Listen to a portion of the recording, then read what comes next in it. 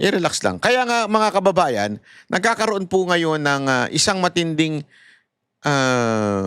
salitaan sa social media na tila para bagang inuudyok si VP Sara Duterte na kumilos na.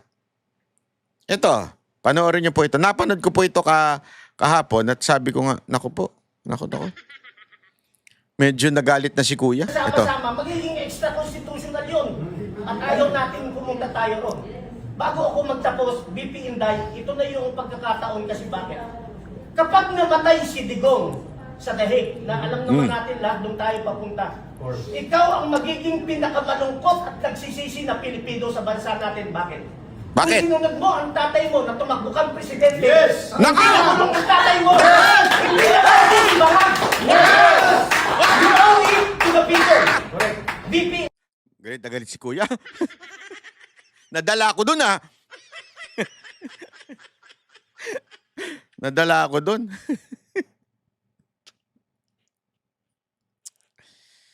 Ay. Alam mo, pinag-isipan ko ng mabuti ito kung ipi-play natin ito. Pinag-isipan ko ng mabuti kung tayo po ay magsasalita.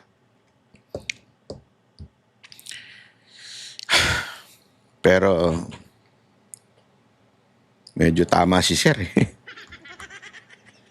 Tama si Sir eh. Pero tulad naman na sinabi ni VP Sara Duterte, naintindihan naman niya. Kaya nga 'di ba, kaya nga siya tatakbong presidente dahil itatama niya yung mali na nagawa niya. Aminado naman siya, tumingi naman siya ng sorry sa taong bayan.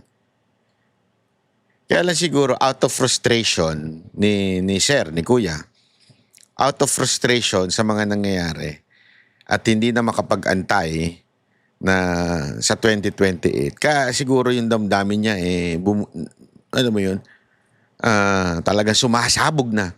Kasi marami sa atin, marami ko nakakausap na ganyan eh. Sa totoo lang, ito, this is true Marami kong nakakausap at yan ang sinasabi nila. Kasi naman, banat ba kaya naman namin binoto talaga si Marcos dahil naman kay Inday. Kung hindi naman niya sana nga siya na lang tumakbo nun di ba? Kung siya siguro tumakbo, hindi tayo mapupunta sa ganitong kalalagayan Hindi sana mawawala yung trilyon-trilyon yung mga bilyon-bilyon na ninakaw nila sa flood control. Hindi kasi, totoo lang po, grabe ho ang honest. Sobra pong higpit ni VP Sara pagpapatakbo ng gobyerno ng Davao. Ay, grabe ho.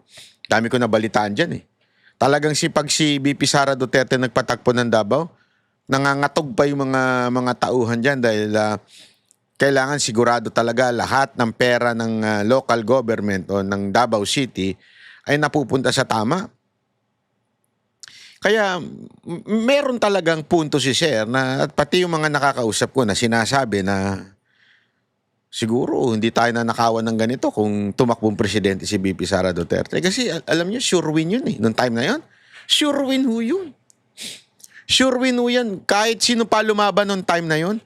Remember, napaka-popular ni Pangulong Rodrigo Roa Duterte noong time na yun. At talagang inuudyok siya. Kasama ako doon sa mga nagrarally doon sa Sofitel. Kasama tayo nagrarally doon, nag-aantay na siya po ay magpasa ng kanyang ng candidacy for president. At yan din po ang plano ni Pangulong Duterte.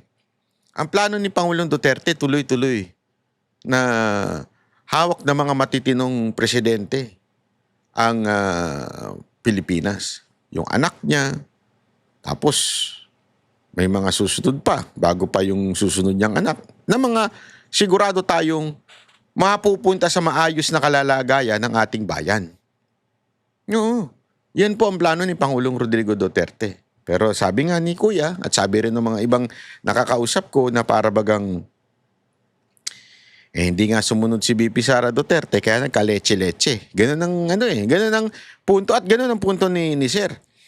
And that costs not only the money of the people because of that disobedient to the father, hindi lang po yung pera ng taong bayan ang nawala.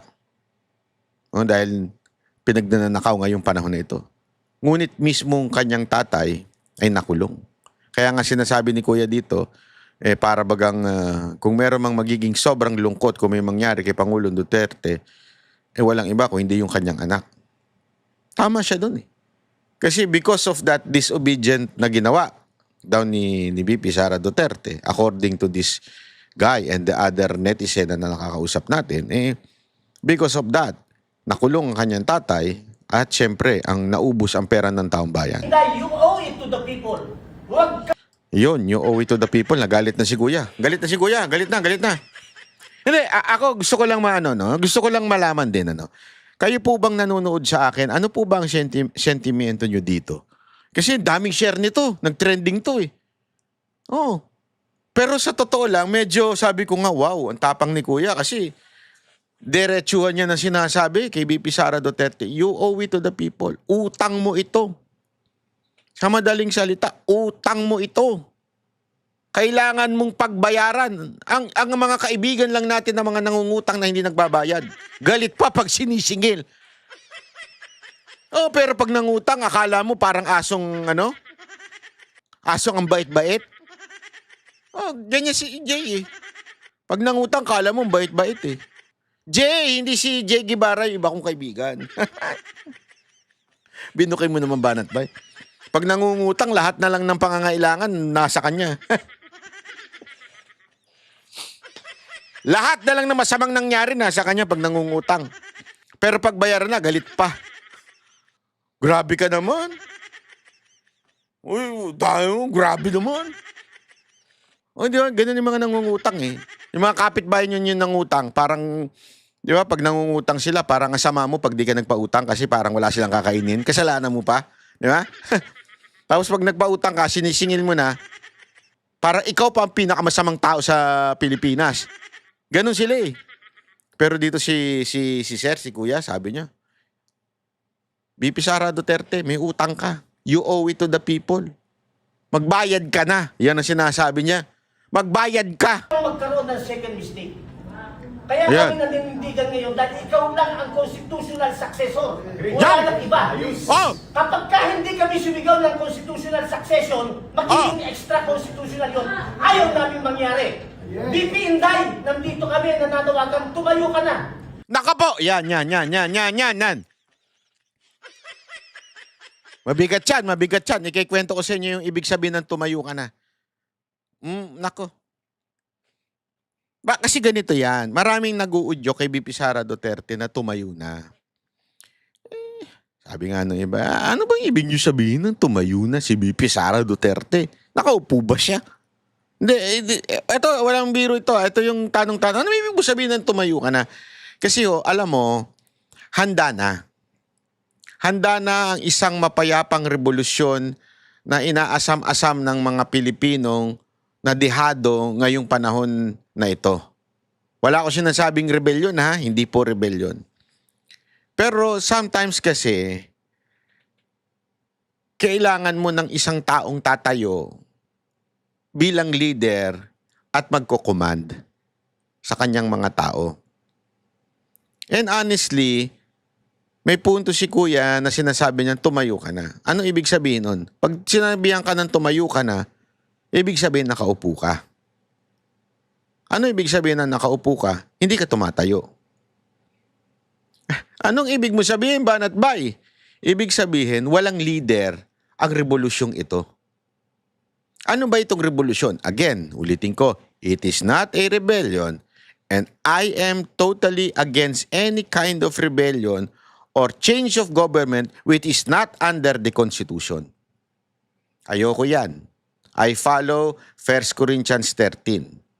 So, anong ibig sabihin ng tatayo? Tatayo lang to the point na ako ang mamumuno ng revolusyon nito, lalaban tayo para magkaroon talaga ng tunay na kaayusan sa bayan. Minsan kasi it needs confirmation from the leader. As a matter of fact, right now, marami nga nagsasabi na para bagang napakatahimik ni VP Sara Duterte sa lahat ng gulong nangyayari sa Senado. Sa gitna ng, although hindi naman siya pwedeng makialam, pero katulad nung statement na ipaparinig ko sa inyo, medyo nalamyaan ang mga Pilipino dito sa statement ni VP Sara Duterte pagdating sa Senado. Kaya nga may mga nagsasabi na para bagang ang nangyayaring nakikita pa nilang leader na lumalaban ngayon ay walang iba kung hindi si Cayetano. Yun ang nadidinig ko, ha. As a matter of fact, nakikita ko yan sa social media. Pag nag-live si Cayetano, ay grabe talaga. Alam mo yun na parang wow, hindi to nangyayari before. Kaya nga tama din yung sinasabi niyang hawak ko ang beat. Totoo. We are all waiting for someone to stand up for this fight. Kasi whether you like it or not, ang lahat ng mga Pilipino ngayon naghahanap na isang leader na tatayo at lalabanan itong gobyerno to. Legal na paraan. Lilinawin uli natin, ha, legal na paraan upang labanan itong gobyernong nang aabuso sa atin. Itong gobyernong nagsasabi ng kung ano-anong bagay na kasinungalingan at gumagawa ng hakbang para gipitin ang mga Pilipino. And every one of us is looking for someone to stand up for us. And we're actually expecting VP Sara to do it. Totoo lang. Every one of us expecting VP Sara Duterte to do it. Kaya lang, marami nga nagsasabi. Actually, hindi ko lang ito isang beses narinig, eh. Ang dami ko nang naririnig. Kahit nga ho yung walang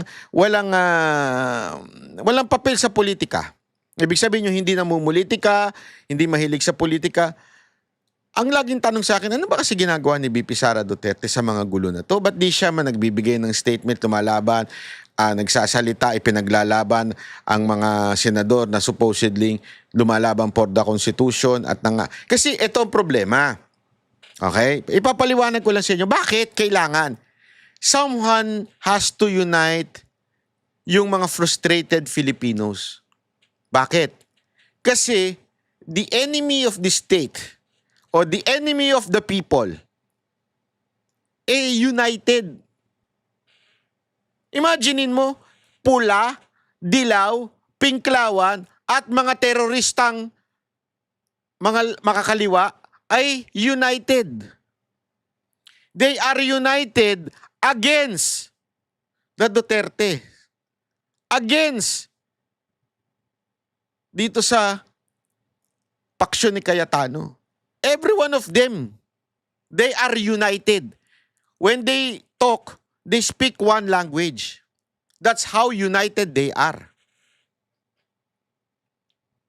Kahit nga yung dating Marcos, galit sa Marcos, ngayon kain suka na, eh. Marcos na rin sila, di ba? So, ganun sila ka-united. Kaya rin minsan, tila hindi nagtatagumpay yung ating pinaglalaban, lalo na parang nagrarally. Alam nyo kung bakit? No one is standing up. Eh sila nga, ang dami pang drama, eh. Sabay-sabay pa sila mag-walk out. O, di ba? Meron pa silang sabay-sabay na may hawak na maleta at papel na papunta sa impeach. They are united. Dramatiko ang dating. Ako, sa totoo lang, nadadramahan doon. But sometimes we need that. Hindi sapat yung every one of us talking, every one of us criticizing the government. Alam na ng lahat ng Pilipino ang kawalangyaan ng gobyerno na ito, pero nobody is standing up. Yun ang sinasabi ni... Pinapaliwanag ko lang sa inyo, ha? Yung nangyayari ngayon, pinapaliwanag ko sa inyo. Ngayon nga, bibigyan ko kayo ng example. Ito yung sasabihin ko sa inyong chismax na nakuha ko. May nakuha akong chismis. Ito, totoo to. I-verify nyo na lang. Pero ako, sigurado ako dito. Kasi galing sa loob to, eh.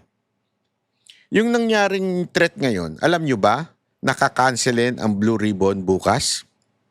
Thursday? Oh, ngayon pala. Sorry, Thursday ngayon. Kakancelin ang Blue Ribbon ngayong araw na ito dahil doon sa threat na sinasabi ng Gatchalian Black. Gumawa-gawa sila ng threat kuno para bantayan. Puno na ng pulis sa Senado. Binabantayan na. At ito matindi. Gusto nyo ng balita? Ito totoo. Hindi pinapapasok ang staff ni Bato. Actually, ang nabalitaan ko nga lang pinapasok ata ang staff ay yung staff ni Cayetano, eh. Kasi siyempre, mga matitikas yan. Mga malulupit siya, mga abogado ni Cayetano. Yun lang ang pinapapasok. Yung iba, hindi na pinapapasok. Ganong katindi. Sabi ko nga, this is a repeat of what happened noon. Nung panahon ni Marcos Sr., pinasara ang Senado eh. This time, kakaiba. Senado ang nagpasara sa sarili. Yung mga bata ni Marcos ang nagpasara sa Senado. They invented a threat para wala makapasok na senador o para pa-abstinent lahat ng staff. Imaginein mo? Why? Because of the Maleta hearing.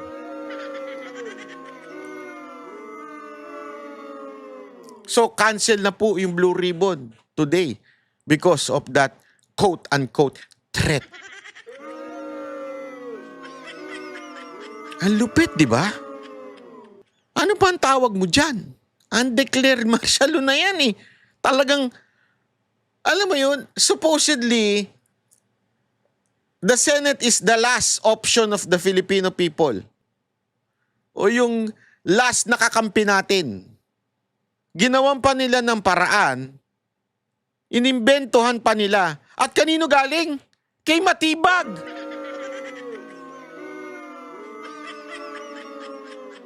Saan naman lang kung ang nagsabi galing sa National Intelligence Commission, ano ba yun? Yung NICA. Yung pinaka, meron kasi, alam mo, ang intelligence community sa pamahalaan, marami yan. Sa military na nga lang, napakarami ng ano dyan, ng mga department na intelligence magkakaiba. Sa police, meron din yan. Okay? Meron din sa NBI. Lahat yan. Sa Office of the President, may sarili silang intelligence. Tapos, meron nag-unite. Ito yung NICA. Okay? Na departamento rin sa gobyerno. Yan yung pinaka-main intelligence. Hindi man lang galing doon. Kanino galing? Kay Matibag. Na alam naman natin, hindi investigador ko, hindi propagandista. Siya nga yung panay angkas. Ito bakit ka maniniwala sa isang tao na napakasinungaling? Sinabi niya walang NBI doon, eventually, inamin niya na may NBI doon. Sinabi niya na walang barel, eventually may lumabas na may barel.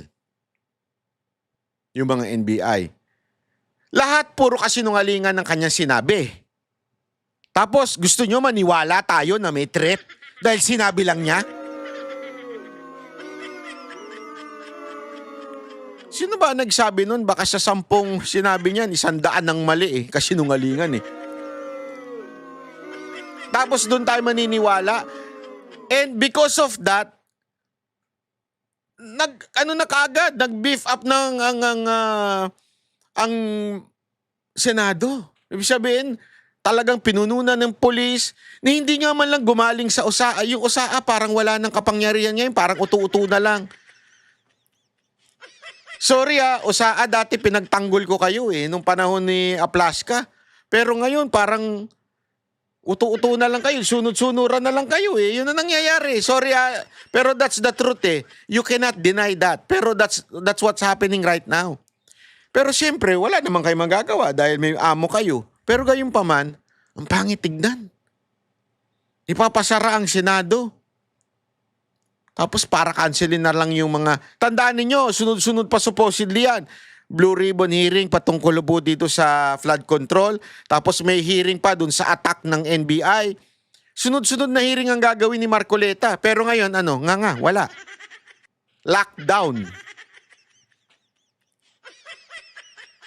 Agree ba tayo dun? On behalf ng mga active military, bakit hindi sila makasuporta? Alam ko sa puso ko, dahil lagi natin silang kinakausap. Ang sagot nila sa akin, bigyan mo kami ng reason, Kap, bakit namin kailangan siyang suportahan? Wala siyang pronouncement. Ang gustong marinig ng mga active military ito. Yes. Alam ng buong bansa na windang na ang bansa natin dahil sa windang na Pangulo na yan. So bilang pangalawang Pangulo, hindi ko inuutusan ng active military na magkaroon ng kudeta o gumawa ng bagay na hindi naaayon sa konstitusyon. Pero putang ina, suportahan nyo yung mga nagsasabi ng katotohanan.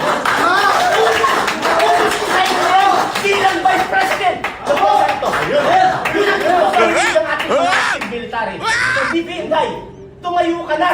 Dahil pag hindi ka tumayo, baka maging istorya ng bansa natin. Maraming salamat po. Grabe yun. Grabe. Pero iyan naman din talaga eh. Masakit man pakinggan, medyo masyadong palaban si Bonifacio. Si Bonifacio yun eh. Masyadong palaban, pero may tama si Sir. May tama siya. Actually, yan din na nadidinig ko eh. Doon sa mga kwento-kwento sa tabi. Hindi ko na lang sasabihin kung kanin-kanin. Marami na kwento-kwentuhan eh. Marami nang dapat finish line. Oh, marami nang finish line na dapat nangyari. Inaantay lang ang pagtayo ni VP Sara Duterte.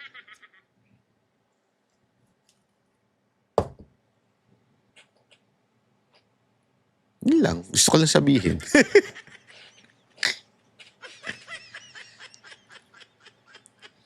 And marami na na-frustrate.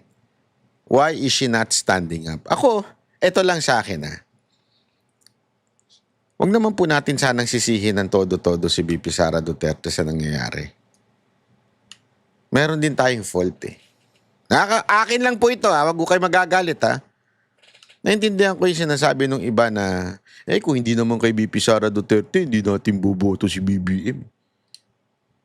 So pag sinabi ni VP Sara Duterte, tumalong ka, sa bangin, tatalong ka. Wala ka bang utak ng sarili? Hindi, I understand. Kasi, ang daming, buti na nga lang, kaming mga banateros, hindi kami nadala. Si Jack lang ang nagmarko sa amin nun Pero the rest of us, hindi kami talaga nadala kay Marcos Pinanindigan namin. Ang tindi ng batikos na natanggap namin sa kapwa Duterte supporter. Tangina, kulang na. Ay, sorry. Sorry. Kulang na lang, saktan nyo kami nun Tapos ngayon, ilang beses na namin I told you so. Di ba? Ilang beses na. Kaya lang, wag na tayo magsisiyan. Pero kailangan natin, wag makalimot. Wag tayo makalimot. Mga kababayan. Hindi ko kayo sinisisi dahil binoto nyo si Marcos at nakinig kayo kay VP Sara Duterte. Hindi ko kayo sinisisi doon. Pero wag kayo makalimot. Ano yung wag natin makalimot? Wag natin makalimutan yung mistake na nangyari dati. Ano yun? Ba't kayo sumunod? Dahil ang sinabihan kayo ni VP Sara Duterte, sumunod na kayo. Yeah! Wag natin isisi lahat kay VP Sara Duterte. Hindi niya hawak ang kamay ninyo. Kayo ang mag-shade ng balota. Hindi niya hawak yun. Tayo ang may hawak nun. So wag natin siya isisihin. Pero naintindihan ko din naman yung sinasabi ni Kuya na panahon na para tumayo. Akin ito lang. Paulit-ulit ko sinasabi na ayoko ng rebellion. Ayoko ng madugo. Ayoko ng gulo. Ayoko ng civil war. Ayoko ng kahit na ano. Kasi ngayon, grabe, divided talaga ang bansa natin. We are so... Actually, hindi nga divided Lamang na lamang pa rin ang mga sumusuporta sa mga Duterte. Pero sa sobrang divided natin, in terms of not the people, not the numbers, but the noise. Diba? We're so divided. As in sobra to the point na ang gulo ng bayan natin. This is the worst time in our history. Etong nangyayari sa bayan natin ngayon. Ang gulo-gulo. Pero, anong dapat natin gawin mga kababayan? Tama si Sir. Someone has to stand up and take that beat. Diba? Yung hawak ko ang beat. Hawak ko ang beat. Kailangan talaga May humawak ng baton. Ang tawag dyan, baton. Naalala niyo yung Naalala niyo yung panahon ni Moises? That rod. Ang rod, yung hawak na kahoy na ganun. Diba? Pag tinaas niya yung rod, doon nag-divide yung Tapos kahit nga yung, basta during the na kailangan nakahawak-hawak lang niya. Basta malalim ang simbolismo nun at si Kristo yun. Pero ang point ko dito ay ito. Yun yung that symbolizes power. Authority, yung baton. Ngayon na kay VP Sara Duterte sana. Kaya lang, hindi nga po siya tumatayo para sa ganito. Ako, naintindihan ko eh. Baka maybe tinatansya niya rin kung talaga bang hinug na. Kaya wag nating sisihin si VP Sara Duterte. Tanong talaga ni malamang kaya hindi rin siya tinitingnan niya kung hinog na ba o baka naman paasahin lang siya. Marami eh. I mean, nag-iisip din naman yun, sigurado ko. At marami din naman sigurong sources yun. Maybe that's why. But if there is one thing na nakikita ko ngayon, that bit o yung baton na tinatawag ay na kay Cayetano. Ito in my own perspective not because I'm close to the Cayetano. Close din naman tayo sa mga Duterte. 'Di ba? At alam na yan. Loyalty ko, alam ng lahat yan, lalong-lalo na sa Duterte family. Alam ng Duterte family that the Banateros are really for the Duterte family. Their kind of leadership ang gusto namin. No, nothing else. Alam yan. Hindi na yan maki-question. Yan ay talagang we are in the kind of leadership of the Duterte family o Duterte politicians. Yan ang talagang sigurado. Banatero solid yan. Kaya lang ngayon, nakikita natin, ito, basa ko lang ito mga kababayan. Basa ko lang sa mga nangyayari.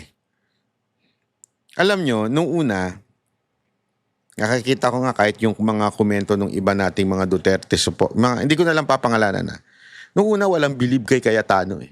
Marami dyan sa inyo, hindi believe kay Cayetano. Galit pa. Kawatano. Galit na galit kayo kay Cayetano nun eh. Pero nakita ninyo kung paano naging tapat si Cayetano sa kanyang sinabing, I will never leave Duterte, ever. Siya lang ang talagang lumaban ng todo eh. Could you just imagine, most of Duterte's ally, kahit nga, isipin nyo, si Matibag, dati sekretary ni Duterte, si Anyo, sino pa ba?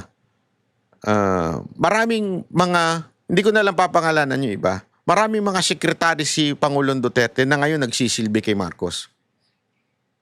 Ang hindi talaga umiwan na sekretary niya at malapit na malapit sa kanya ay yung pinili mismo ni Duterte. Kaya nga may nakita akong reels, sabi doon, hindi nagkamali si Pangulong Duterte sa pagpili kay Cayetanong vice presidential candidate noong 2016.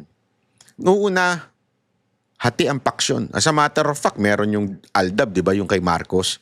Gusto nila. Yung dati nga, hindi ko pa nakikwento sa ito, bastos yung mga yun dati. Event ng Duterte Cayetano, Dukay, campaign, papasok yung mga Aldab, manggugulo. Sasaksak sila pagpipilitan nila si Marcos ang vice president. Diba naalala nyo, nagkaroon pa ng issue yan noon? Doon sa rally, hindi hindi pinaakyat ng stage yung mga senators na candidate ni Pangulong Duterte. Alam niyo kung bakit? Kasi hindi nila sinusuportahan yung Dukay. Gusto nila umakyat sa stage. Tapos ang a-announce sila, Duterte Marcos. Kita mo rin ng mga kupal eh. Sa totoo lang sorry Pero kupal kasi talaga eh. Description yun eh. Hindi naman yun mura eh. Ganon sila nun eh. Maraming hindi believe kay Cayetano. Pero ngayon, ewan ko eto, pananaw ko lang ito. Okay, magagalit Parang itinadhana. Sabi ko nga doon sa kausap ko kanina sabi ko, alam mo, noon madaming bumabatikos kay Cayetano, maraming hindi makaintindi sa kanya, maraming pero because of what happened in the Senate, nakita ng tao kung gaano yung talino ni Cayetano, kung gaano yung loyalty niya sa tao, loyalty niya sa Constitution. At marami na nagkomento ngayon, nakita ko, hindi ko na lang papangalanan. Mga prominenteng Duterte supporter na nagsabing, noon wala kaming believe dyan, pero ngayon grabe. Grabe yung paghanga namin sa ginagawa ni Cayetano. Alam mo, sa totoo lang, doon ko na-realize na God moved in a mysterious way. Kasi noon, eto wag kayo magagalit lalo na kahit yung mga nasa kampo ni Cayetano. Pilit na mag-live, wala naman nakikinig masyado. Sorry Di ba may programa pa nga siya? Ang tiyaga nila, programa sila. Pero halos wala namang masyadong ganong kadaming nanonood. Tama, mali. Ewan ko kung na-observe niya yun. Kasi nakapalo ko dun eh. Naka-observe ko yun. Sabi ko, kung ano na lang ginagawa nila sa talk show nila, wala naman nanonood masyado. Tapos all of a sudden twist of events, pag nag-live si Cayetano, wapak! Wapak talaga! Sabi ko, wow! Dinaig niya pa talaga yung, alam mo yung sabi ko, wow, meron talagang paraan ng Diyos para iangat ang isang tao eh. At paano mo mangyayari yan? Through hardship. Through trials. Oh, sabi nga nila, di ba, ang trials, hindi para ikaw ay pabagsakin. Ang trials, ilalabas lang niya kung sino ka talaga. Para bagang apoy yan eh. Ang ginto, pag idinaan mo sa apoy, dun mo malalaman talaga kung ilang karat yan. 20 bore ba yan? 18 ba yan? O baka 5 karat lang yan? O baka naman tanso yan? Yun totoo eh. Yun nangyari sa Senado. Lumabas yung ako, ang wish ko talagang tumayo si VP Sara Duterte. Pero kung hindi sana tatayo si VP Sara Duterte, sana naman tumayo si Cayetano. Again I am not for Cayetano. I am really a Duterte supporter from the very beginning. Pero since this is the call of time, I hope that he would stand and take that beat. Hawakan mo talaga yung beat. Di ba? Hawakan mo na yung beat at eto. Ilaban na natin ang dapat ilaban. Kasi, eto, bibigyan ko kayo ng halimbawa. Panoorin nyo to. Oo. Yung kaguluhan sa Senado ay nagsasalamin ng leadership ng administrasyon. Yung kaguluhan at kawalang direksyon ng ating bansa ay nagsasalamin ng kung ano yung klase ng leadership meron ang nakaupo sa palasyo at ng ating administrasyon. Dahil lahat naman ng tao nagre-recognize sila ng kung ano yung direksyon ng isang leader. Pero kapag wala yung direksyon, wala yung vision, ay nagkakanya-kanya talaga ang mga tao. Yan yung nakikita natin hindi lang sa Senado, but sa buong bansa. Sa dalawang Senate President, si Acting Lingga Gatchalian at anong mensahe mas kanina?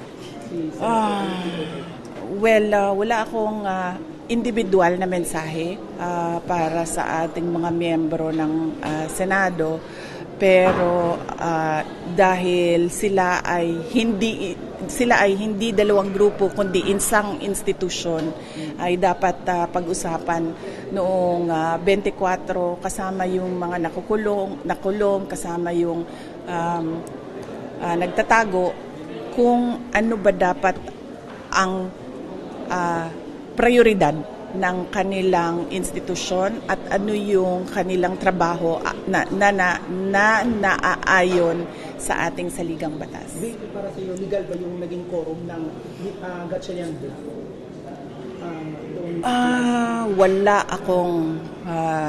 Wala akong legal na opinion sa mga pangyayari. Mas mabuti sana kung meron o masasagot ng Korte Suprema kung ano ba talaga ang i-recognize at ano ba dapat ang ways forward ng ating Senado. Ayan yung statement ni VP Sara Duterte na meron tayo mga ilang kababayan na medyo nalangmyaan kasi lahat tayo nakikipaglaban na illegal, ang constitutional yung 12-0, para bagang gumitna pa si VP Sara at hindi niya binigyan ng diin na 13-0 is the Constitution. Although sinabi naman niya na Supreme Court ang dapat magsabi niyan, pero gayunpaman, yan yung mga pagkakataon na sinasabi nga ni Tatang. Yeah? Sorry, hindi ko kilala si Tatang. Pasensya na, mahina ako sa pangalan. Malamang nakasama ko na ito, pero dahil sa hina ng aking memory sa pangalan, talaga makakalimutan ko. Pagpasensya na po. Pero tulad nga na sinabi ni Tatay, na para bagang, ito yung mga pagkakataon na kailangan may tumayo. Di ba? Instead na sanang tinayuan ni VP Sara Duterte ito, tila para bagang gumitna pa siya. Yun yung marami nagsasabi na na-frustrate sila. Ako kasi siguro, pagpasensya nyo na dahil medyo siguro busy siya sa impeachment kaya at hindi din naman siya pwede magkomento dahil baka naman sabihin na meron siyang kinakampiang senador at baka makulayan pa. Yun ang para sa akin, ha. Ayokong isipin na tumayo lang siya sa gitna dahil wala siyang inano o dahil hindi sila goods ni Cayetano. Pero siguro dahil lang siguro na ano siya na alam mo yun, baka lang na pangit tignan kung siya yung magbibigay ng opinion kung sino ba yung tamang black na mamuno sa Senado. Kasi remember that his case is in the Senate. Di ba? Eh, pagka nagkomento siya, hindi magandang tignan. Kasi imaginein mo, kunwari kukomento ka tungkol sa Supreme Court. O itong mga Supreme Court na ito, masama to. At itong black na ito, mabuti ito. Hindi pwede. May kaso ka dun eh. Di ba? Nandun yung case mo eh. Hindi pwedeng magsalita ka. Kaya wag po tayo magagalit kung medyo malamya po. Kasi may mga nabasa ako sa mga komento, bakit naman ganyan yung sagot ni VP Sara Duterte? Para bagang laban tayo ng laban para sa tama dito sa Senado. Hayaan natin. Tayo, sumuporta tayo so ano man ang ginagawa ni VP Sara Duterte, then may kakaharapin siyang kaso sa impeachment. Pero suportahan din natin sa kabilang banda, itong si Cayetano. Dahil siya naman po ay nakikipaglaban para sa atin. Para hindi mababoy ang konstitusyon sa darating na panahon. Di ba? So, it is not the time for us to be divided. It is time for us to be united. Even if wala pa ngayon tumatayong leader. I understand. Walang mahirap pa eh. But ako, I support both of them na sana magkaroon talaga ng unity among us. Diba? Ganun talaga eh. Wala tayong magagawa. Kami ang boses ng masa, hindi natatakot. Katotohanan lang, di kami nalulunod. Walang bahid ng sismis, lahat ay totoo. Kahit sino ka pa, pag mali ka babanatan ka. Walang pinipiling kulay, wala kaming kinikilingan. Basta para sa bayan, kami lalaban. Pagdama palakpakan, pag mali banatan. Di matitinag, di matatakot, para sa bayan tuloy ang sigaw. Sa harap ng kamera, walang halong takot. Mga baluktot, lahat kayo'y tutumba. Ang hustisya at totoo, yun lang ang mahalaga. Kahit sinong harang, di kami matitinag. Walang pinipiling kulay, wala kaming kinikilingan. Basta para sa bayan, kami lalaban.